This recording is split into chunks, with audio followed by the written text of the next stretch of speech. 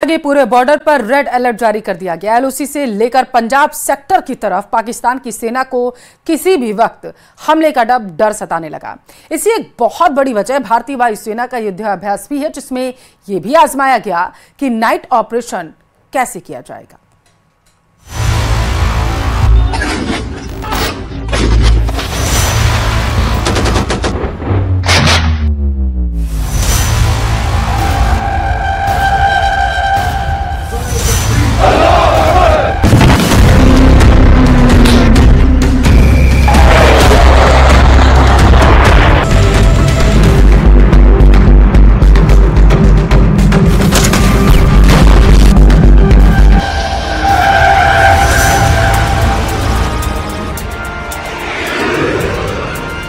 Tank पर चढ़ गए हैं जनरल आसिम मुनीर। कमांडर को टैंक पर चढ़ाकर पाकिस्तान के चाइनीज हथियारों वाला दम दिखाना शुरू कर दिया है।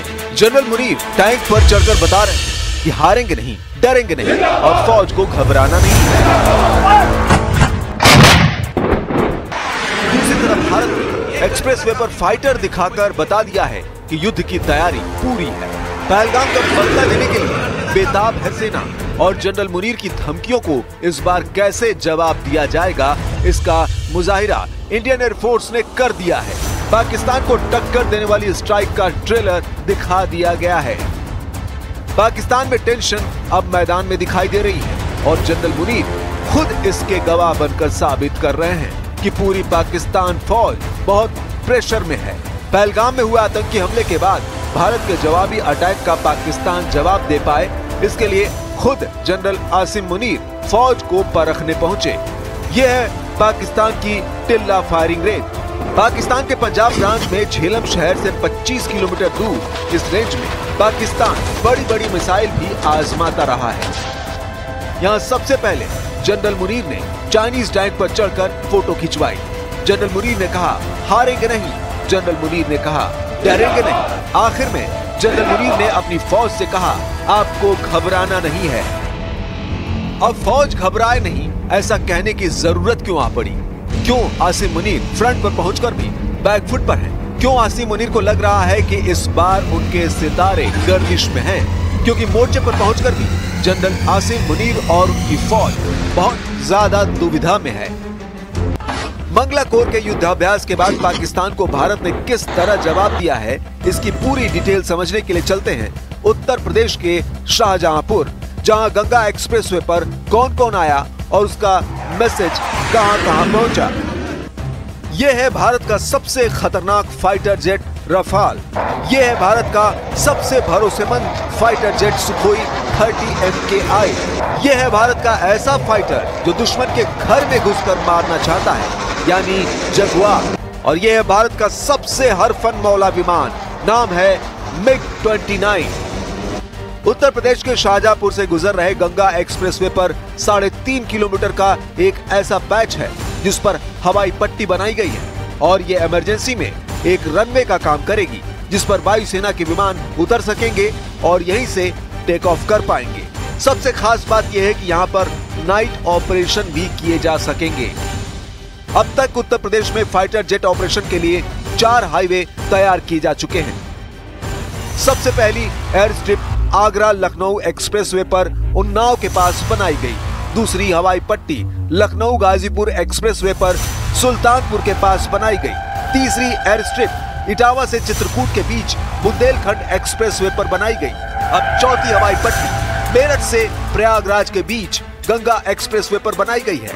हालांकि सबसे पहले दिल्ली आगरा यमुना एक्सप्रेसवे पर मिराज 2000 ने टच डाउन करके दिखाया था कि ये एक्सप्रेसवे भी फाइटर जेट ऑपरेशन में इस्तेमाल किया जा सकता है। भारत में फौज की तादाद 10 लाख है, जबकि पाकिस्तान की सेना में 5.5 लाख सैनिक हैं। एयरफोर्स में भारत के पास 650 फाइटर जेट हैं। पाकिस्तान के पास 400 लड़ाकू विमान हैं। नेवी में भारत के पास 150 वॉरशिप है। पाकिस्तान के पास 85 जंगी जहाज हैं। पाकिस्तान से अब तक परमाणु बम की धमकी मिलती रही है। वहां के मंत्री एटम बम का नाम बार बार ले रहे हैं। अब खास परमाणु स्ट्राइक के लिए भारत और पाकिस्तान के पास कौन कौन से विमान हैं, उसकी तुलना देख लीजिए। यानी वो विमान जिससे परमाणु बम लॉन्च किया जा सकता है। भारत के पास इसके लिए सुखोई फाइटर जेट है, राफेल विमान है, MiG-29 है, मिराज 2000 है, जैगुआर है, जबकि पाकिस्तान के पास F-16 है, J-10 है, मिराज 5 और मिराज 3 है। ये चार्ट बताता है कि दोनों देशों के पास परमाणु बम की डिलीवरी करने वाली एयर पावर है, जो एटम बम वाली स्ट्राइक अंजाम दे सकते हैं। सिग्नल साफ है कि पहलगाम हमले के बाद भारत कोई भी फैसला जज्बात से नहीं, बल्कि हर बात को ध्यान में रखकर करेगा, ताकि दुश्मन को सबसे गहरी चोट पहुंचाई जाए। चोट ऐसी जिसमें बारूद के धमाके से ज्यादा दुश्मन के रोने की आवाज आए। हर मायने में भारत के आगे पाकिस्तान कहीं भी नहीं ठहरता। ये बात पाकिस्तान भी जानता है। उसके भ्रम को दूर करने के लिए आपको दोनों देशों की फोर्स को लेकर कुछ और बातें बताते हैं। भारत के पास सबसे बेहतर फाइटर जेट राफेल और सुखोई 30 MKI है। पाकिस्तान के पास सबसे बेहतर जेट F-16 और चीन से लिया गया J-10 है। भारत के पास 3700 से ज्यादा बैटल टैंक है। पाकिस्तान के पास 2500 से ज्यादा बैटल टैंक हैं। इनमें भारत की सबसे बेहतर टैंक T-90 है, जबकि पाकिस्तान का VT-4 है, जो उसने चीन से लिया है। पाकिस्तान की टैंक पावर सबसे ज्यादा उत्तर भारत की तरफ ही मौजूद है। पाकिस्तान के पास 3 तरह के एयर डिफेंस सिस्टम हैं, जो चीन से लिए गए हैं। पहला है FM-90, जिसकी रेंज 15 किलोमीटर तक है। दूसरा है HQ-16, इसकी रेंज 70 किलोमीटर तक है। तीसरा है HQ-9, इसकी रेंज 300 किलोमीटर है। और यही किसी भी एयर स्ट्राइक से बचने के लिए पाकिस्तान की सबसे बड़ी गारंटी माना जाता है। पाकिस्तान इस वक्त पूरी तरह डिफेंसिव है। उसे पता है कि कोई ना कोई स्ट्राइक तो होगी और इससे बचने का सिर्फ एक रास्ता है, वो ये कि सही जगह पर उसके सही हथियार तैनात किए जाएं। पाकिस्तान ने भारत से लगी सीमा के करीब 2 लोकेशन पर अपने बड़े रडार सिस्टम तैनात किए हैं। एक है सियालकोट और दूसरा है लाहौर। दोनों जगह उत्तरी फ्रंट का हिस्सा है और 1965 के साथ 1971 के बहुत ही खतरनाक युद्ध के चश्मदीद गवा रहे हैं। पाकिस्तान के अंदर लगातार हथियारों और सैनिकों की मूवमेंट तेज हो गई है। सड़कों पर आर्टिलरी यानी तोपें और मल्टी बैरल रॉकेट देखे जा सकते हैं। तोप और टैंकों को एक जगह से दूसरी जगह ले जाया जा रहा है, जिससे साबित होता है कि जमीन पर पाकिस्तान की तैयारी जोरों पर है।